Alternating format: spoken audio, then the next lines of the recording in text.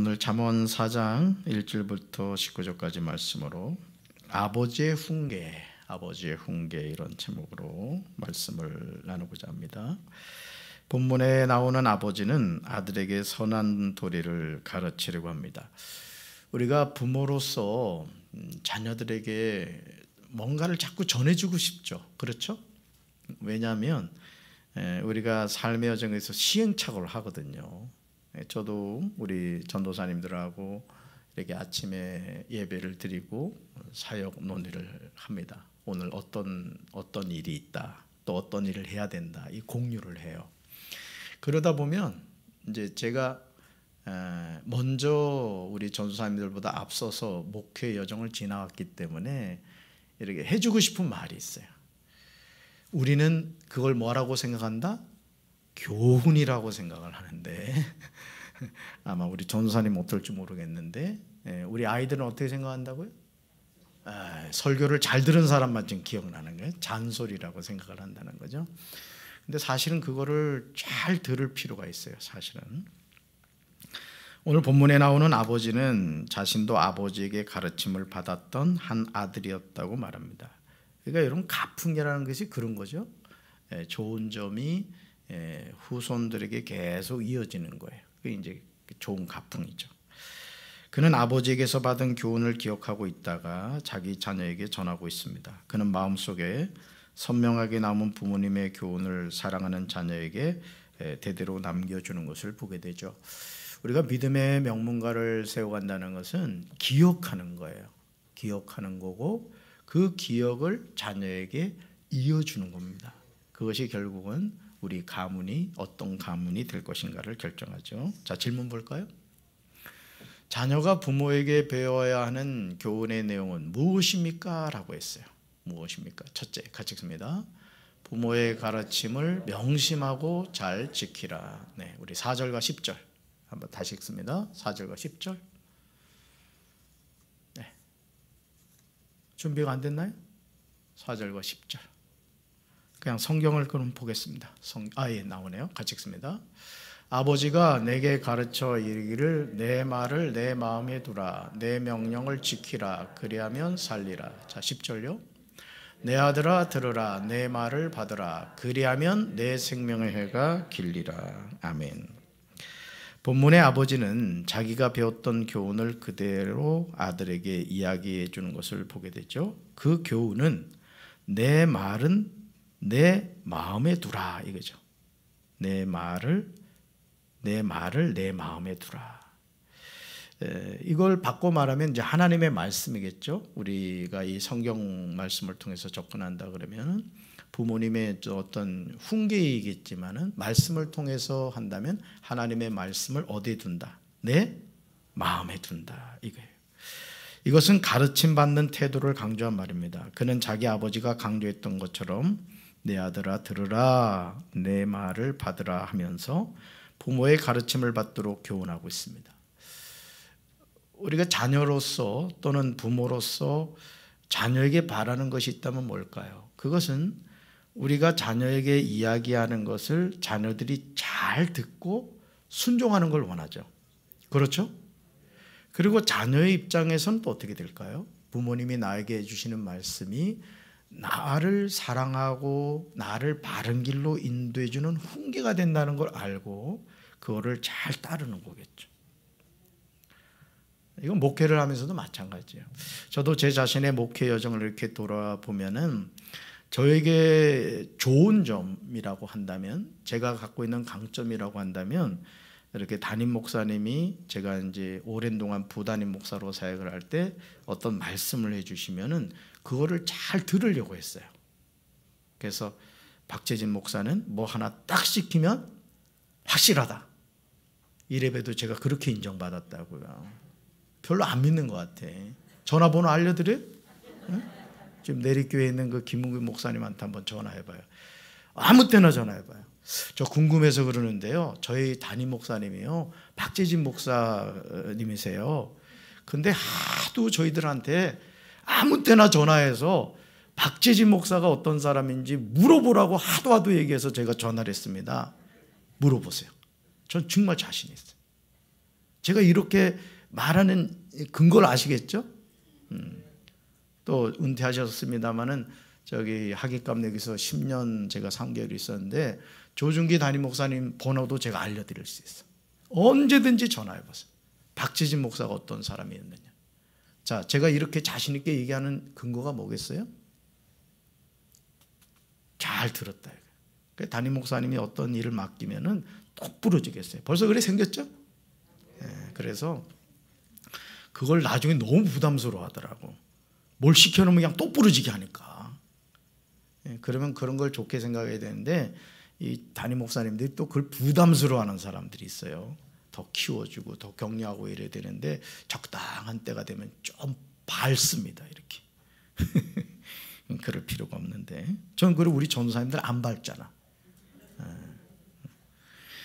자, 결국은 내 아들아 들으라 내 말을 받으라 하며 부모의 가르침을 받도록 교훈하죠. 이렇게 부모가 가르치고 자녀는 가르침을 받아서 조상들의 지혜가 한 세대에서 다음 세대로 전달되는 거예요.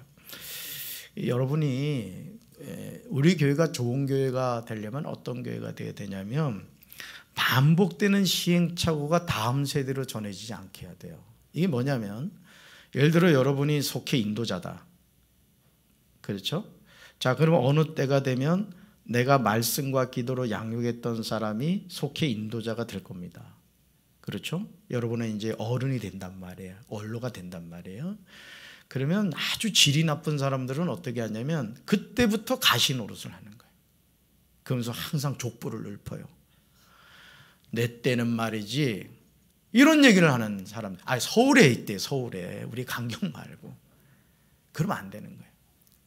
여러분들이 어떤 리더의 자리에서 그 일을 하다가 그 리더십을 누군가에게 전해지면 그때부터는 철저한 서포터가 돼야 됩니다. 아멘? 그래서 부족한 것이 보이면 예를 들어서 속회 모임 안에서 대놓고 막 속회 인도자를 막 면박을 주고 말이야. 이러면 안 돼요. 제가 이번 지방에서도 좀 좋지 않은 일이 있었습니다. 그래서 제가 우리 장로님한테도 좀 얘기를 하고 그랬습니다만은 여러분들이 예를 들어 담임 목사가 하는 어떤 그 목회적인 어떤 사역에 불만이 있을 수 있습니다. 불평이 있을 수가 있어요. 왜 없겠어요? 자, 그런 경우에는 여러분들이 어떻게 하시면 되냐면 목양실 오시는 거예요.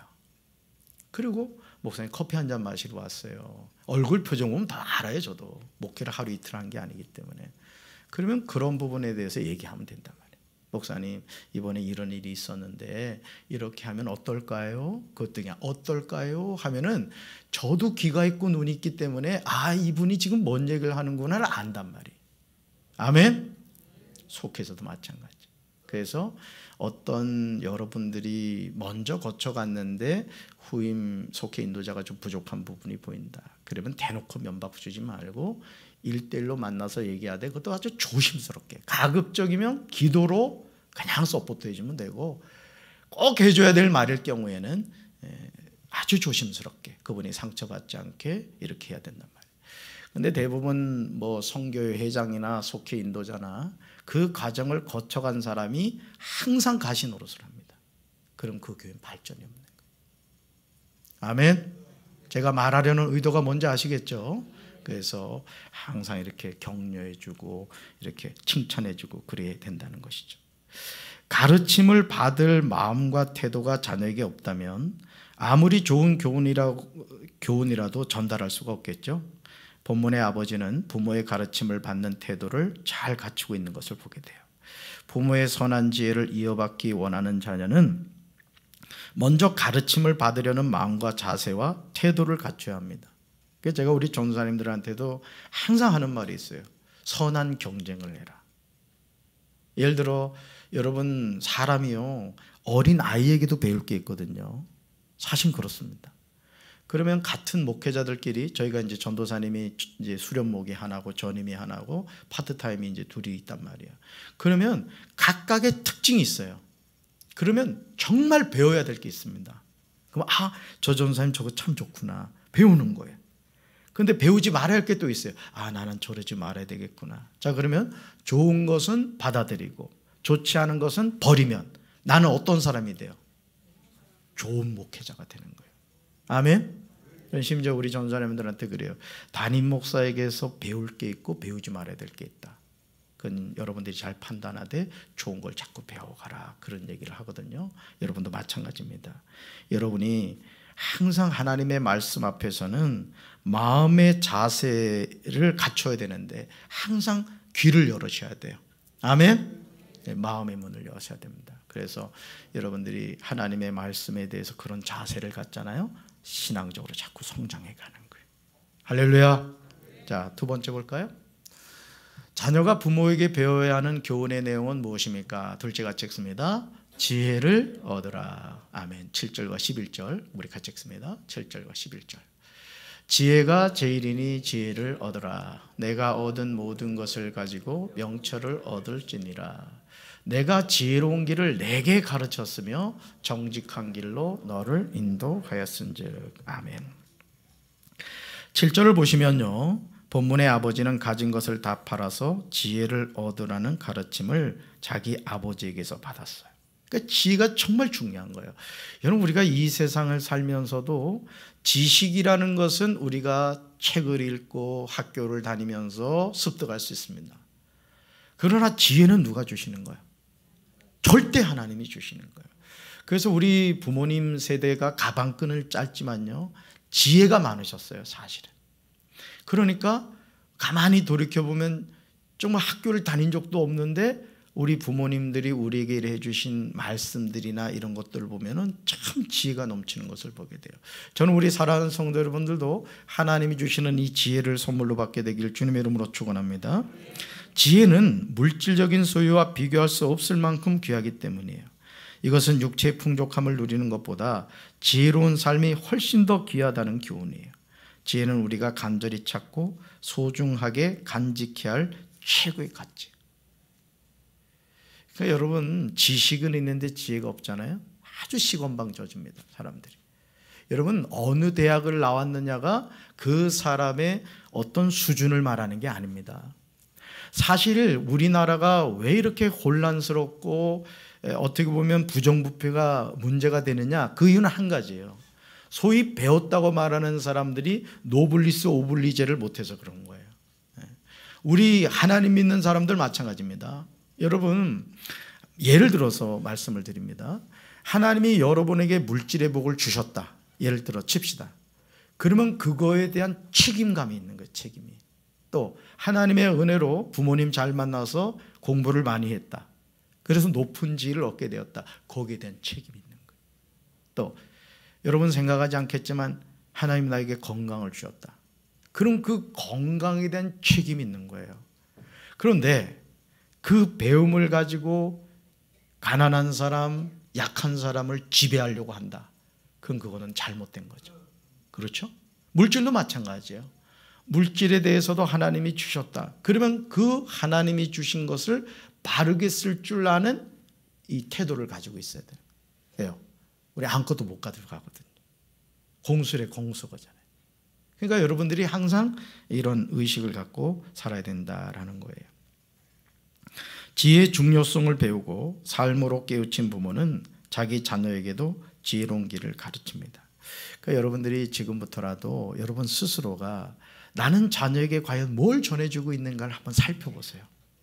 그리고 이 지혜를 얻는 아주 하나님이 우리에게 제시해 주신 바꿀 수 없는 방법이 있어요. 지혜를 얻는 방법. 뭘까요? 지혜를 우리가 어디서 얻어요? 말씀에서 얻어요. 별로 안 믿어지는 얼굴이야 보니까. 여러분, 지혜는 하나님의 말씀을 통해 얻게 되는 거예요. 그래서요, 말씀을 이게 주야로 깊이 읽고 묵상하고 이렇게 하는 사람들은 보면 지혜가 있습니다. 지혜가. 왜? 말씀을 통한 하나님의 지혜를 얻었기 때문에 그래요. 아멘. 그래서 무시로 지혜의 근본에 있는 하나님의 말씀을 주야로 묵상하며 사시기를 바랍니다. 본문의 아버지는 지혜의 길을 갈 때 앞길이 막히지 않고 넘어지지 않을 것이라고 말합니다. 12절에 나오죠. 여러분, 우리가 지금 어떤 윤석열 그 정부 대통령 이제 예정자 그 장관들 세워가는 걸 보잖아요. 여러분, 그 인사청문회를 하면서 여러분 뭘 느낍니까? 만약 그분들이 자기가 앞으로 장관이 될 것을 알았다면 불의한 물질을 탐냈을까요? 또 어떤 문제가 될 만한 소지를 만들었을까요? 그러지 않았을 거예요. 근데 그걸 알지 못하다 보니까 불의한 물질을 탐하게 되고 우리 국민들의 정서하고 맞지 않는 행동들을 하게 된 거예요. 이것은 오늘 우리의 삶도 마찬가지라는 거죠. 하나님이 저와 여러분을 어떻게 세워가실지 우리가 알 수 없다라는 거예요. 그래서 여러분, 우리가 부모에게 이 지혜로운 길을 배운 자녀는 어려운 상황에 처할 때마다 극복하는 지혜를 발휘하게 된다는 거죠. 결국 뭐예요? 우리가 자녀들에게 이 지혜를 물려주려면 뭐가 있어야 돼요? 하나님의 말씀이 있어야 되는 거예요. 그래서 여러분, 가장 강력한 것이 뭐냐면은 여러분들이 어떤 자녀들에게 훈계를 하고 교훈을 해줄 때 여러분이 공자 가라사대 이러면 안 돼요. 부모님 가라사대 이러면 안 됩니다. 여러분의 입술에서 나와야 될 게 뭐냐면 하나님의 말씀입니다. 아멘. 그래서 자녀들에게 어떤 훈계를 하거나 또 축복을 하거나 권면을 할 때는 여러분이 꾸준히, 특별히 잠언 말씀이 참 좋습니다. 잠언이 31장이거든요. 그러니까 하루에 한 장씩 읽으면 매일매일 교훈의 말씀을 얻게 되는 거예요. 그 구절 가운데 한 구절을 자녀에게 주면은 자녀에게 얼마나 그렇게 힘이 되겠어요. 이렇듯 부모는 지혜의 길을 찾아 가르치며 자녀는 지혜의 길을 배우고 거래합니다. 그러니까 결국 뭐예요? 있어야 주는 거예요. 우리 부모 자신이 먼저 지혜로운 삶을 살아갈 때 그 지혜를 누구한테 줄 수 있다? 자녀들에게 줄 수 있다. 또 손자 손녀들에게도 마찬가지. 손자 손녀들에게도 호랑이 담배 피던 얘기 자꾸 하지 말고, 요즘 애들이 담배를 너무 피잖아. 하도 호랑이 담배 피던 얘기 해가지고 하나님의 말씀을 자꾸 주고, 또 중요한 건 뭐냐면요, 우리 유치부가 참 중요합니다. 아이들 말씀을 암송하게 해야 돼. 자꾸 말씀을 암송하게 해서 그 말씀을 통해 하나님이 지혜의 문을 열어주실 줄로 믿습니다. 자, 셋째 볼까요? 자녀가 부모에게 배워야 하는 교훈의 내용은 무엇입니까? 셋째 같이 읽습니다. 악인의 길을 피하라. 아멘. 14절 15절 같이 읽습니다. 사악한 자의 길에 들어가지 말며 악인의 길로 다니지 말지어다. 그의 길을 피하고 지나가지 말며 돌이켜 떠나갈지어다. 아멘. 있는 것을 다 주고서라도 취할 것이 있다면 반대로 처음부터 뿌리쳐야 하는 것도 있어요. 그렇죠? 제가 늘 말씀드리잖아요. 우리 삶도 보세요. 우리가 하루 살아가는 삶에도 취하는 게 있죠. 그렇죠? 취해요. 지식적으로도 취하고 마음적으로도 취하고 또 육신적인 건강을 위해서도 하루에 삼시세끼 먹는단 말이에요. 자, 취하면 반드시 뭐 하게 된다? 버릴 것도 있다는 거예요. 예를 들어 여러분이 밥을 먹었는데 여러분의 뱃속에 한 달치 배설물이 다 있다. 어떻게 되겠어요? 그 삶 죽는 거예요. 그러니까 우리 살아가는 영적 삶도 마찬가지입니다. 영적 삶도 취해야 되는 게 있고 버려야 되는 것이 있다라는 거예요. 아버지는 아들에게 악한 자의 길은 다니지도 말고 들어서지도 말라고 교훈합니다. 불의한 자의 길은 아예 피해 다니라고 교훈합니다. 이것은 이스라엘이 악한 길에서 떠나기를 원하시는 하나님의 마음과 일치하는 거예요. 그러니까 길을 잘 내야 되는 거예요. 길을. 여러분 눈길을 이렇게 걸어갈 때 경험하셨을 겁니다. 눈이 왔을 때 가장 처음 사람이 어떻게 길을 가느냐에 따라서 그 뒤를 이어가는 사람이요, 거의 그 발자국을 디디면서 갑니다. 그렇죠? 근데 이 사람이 삐뚤렁하게 가면 어떻게 돼요? 뒤따라가는 사람이 다 삐뚤렁하게 가는 거예요. 그러니까 우리가 부모의 부담감이 뭐냐면 내가 살아가는 삶이 내 자녀의 삶이 될 수 있다는 거예요. 이 무게감을 가져야 됩니다. 예배를 드리는 거나 기도를 하는 거나 여러분이 신앙생활하는 것을 누가 본받고 있다? 자녀가 본받고 있다. 그러니까 여러분들이 참 이상합니다. 아버지가 팔자걸음 걷잖아요. 그럼 거의 그 아들은 팔자걸음을 걷습니다. 또 엄마가 음식 솜씨가 없잖아요. 그럼 그 딸은 거의 음식 솜씨가 없습니다. 왜? 맛없는 것만 먹고 성장했기 때문에 거기에 표준화가 되는 거예요. 진짜 그래요. 그래서 아마 우리 장대웅 전사하고 은우를 같이 이렇게 걸어가라고 뒷모습을 보면 거의 장대웅 전사 걷는 스타일이 은우에게 벌써 카피가 됐을 거예요. 그 이상해요, 하여간. 그죠? 닮는 것을 보게 되죠. 하나님은 성전 건축을 마친 솔로몬에게 이렇게 말씀하시죠. 내 백성이 그들의 악한 길에서 떠나 내 얼굴을 찾으면 그들의 죄를 사하고 그들의 땅을 고칠지라. 여러분, 자신의 삶이 완벽하지 않잖아요. 저도 완벽하지 않아요. 저도 고쳐야 될 습성들이 있다고요. 그러면 어떻게 할 거예요? 그냥 이렇게 살다 죽을래요? 근데 문제는 뭐예요? 이것이 나에게서 끝나지 않는다는 거예요. 자, 그러면 어떻게 될까요? 나로부터 변화돼야 되는 거예요. 아멘? 그러니까 우리 눈에 흙이 들어오기 전까지 우리 자녀의 미래는 어떻게 보면 부모인 우리에게 달려있다고 봐도 과언이 아닐 겁니다. 저는 우리 사랑하는 성도 여러분들이 여러분 자녀에게 바른 신앙의 모습을 또 삶을 물려줄 수 있게 되기를 주님의 이름으로 축원합니다. 고쳐야 될 건 고치십시오. 여러분 자신에게서 한번 써보세요. 내일 토요일이니까 한번 여러분이 내가 고쳐야 될 습관, 습성, 또 언어 생활, 하여간 다양한 게 있을 거예요. 그걸 한번 쭉 정리해 보세요.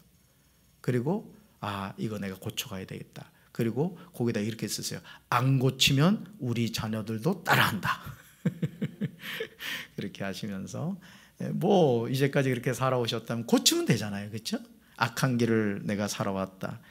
불의한 길을 살아왔다 그러면 마음에 결단하고 이제부터 하나님은 참 좋은 게 뭐냐면 과거를 묻지 않으신다는 거예요. 새로 시작할 수 있어요. 우리 예수 안에서 새로운 피조물이 될 수 있어요. 할렐루야. 악한 길을 피하고 선한 것을 추구하라는 부모의 교훈은 하나님이 원하시는 거예요. 불의하고 악한 길은 사람들을 사망으로 인도하죠. 참 부담되는 얘기입니다만은 내가 지금 살아가는 삶이 내 자녀의 미래가 된다, 이렇게 생각하시면 되겠습니다. 선한 길은 좁고 험할지라도 우리를 생명으로 인도하죠. 부모는 자녀에게 악한 길을 떠나도록 가르치고 자녀는 부모의 선한 길을 배워야 돼요. 그러니까 이런 것이 결국은 이어질 때 그 가문이 어떻게 된다? 믿음의 명문가가 되는 거예요. 아멘. 자, 우리 성도 여러분들의 가정이 믿음의 명문가가 되길 바랍니다. 하나님은 신앙의 바른 교훈이 자녀들에게 전달되기를 원하세요. 부모의 성숙한 삶은 자녀에게 전수되고 부모가 교훈한 지혜는 자녀의 마음에 새겨진다는 거죠. 자녀에게 지혜의 길을 가르치고 믿음의 소망을 물려주는 일은 부모된 이들의 사명이자 도리입니다. 이게 참 우리의 숙제예요. 언제까지? 죽을 때까지. 그래서 자녀는 그러한 부모를 존중하고 교훈을 생명처럼 여기면서 잘 지켜나가야 돼요. 교회에서도 마찬가지잖아요. 오늘도 제가 사실 좀 늦었습니다마는 새 가족하고 전화 신방을 했어요. 황선우 성도라고. 전화를 딱 했는데 벌써 전화에 그 딱 느낌이 있어요. 목사는 전화해 보면 벌써 느껴지는 게 있습니다. 그래가지고 이제 많은 이야기를 나눴어요. 많은 이야기. 지금 막 처음 이제 신앙생활을 하다 보니까 교회를 왜 다녀야 되는지를 잘 모르시는 거죠. 그러면서 뭐 여러 가지 이유를 얘기를 하시길래 제가 이제 쫙 얘기를 했죠. 흔히 하는 말로 이제 제 입을 통해 이제 성령님이 일하시도록 했어요. 그랬더니 나중에 마음이 열린 거예요. 쫙 열려가지고 같이 이제 오랜 동안 이야기를 나눴습니다만은 여러분들은 잘 들으세요. 그분이 그 얘기를 하더라고요. 목사님 교회 이제 아직 새 가족이니까 목사님 교회는 교인이 많다면서요. 그 얘기를 하는 거예요. 벌써 들은 거죠. 그래서 제가 그랬습니다. 교인이 많긴 합니다만 저는 새 가족을 더 좋아합니다. 그랬지. 또 이 말 들었다 또 삐지면 안 돼. 뭔 얘기를 하냐면은 여러분 새 가족이 왜 귀할까요? 제가 그분한테 그랬습니다. 자녀들을 양육할 때 언제 가장 신경 쓰셨습니까? 하면서 갓난아기일 때였죠. 제가 그 말씀을 드렸어요. 여러분 새 가족은 갓난아기입니다. 영적인. 그러면 우리 모두는 뭐예요? 영적인 부모인 거예요.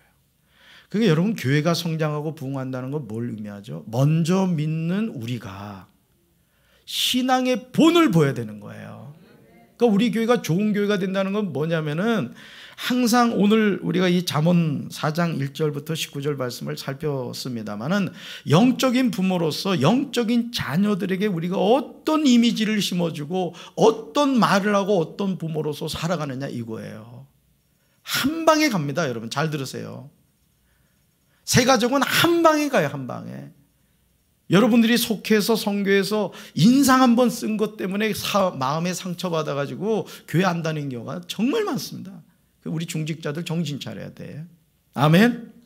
그래서 특별히 믿음이 연약한 분들은 여러분들이 정말 조심해야 돼요.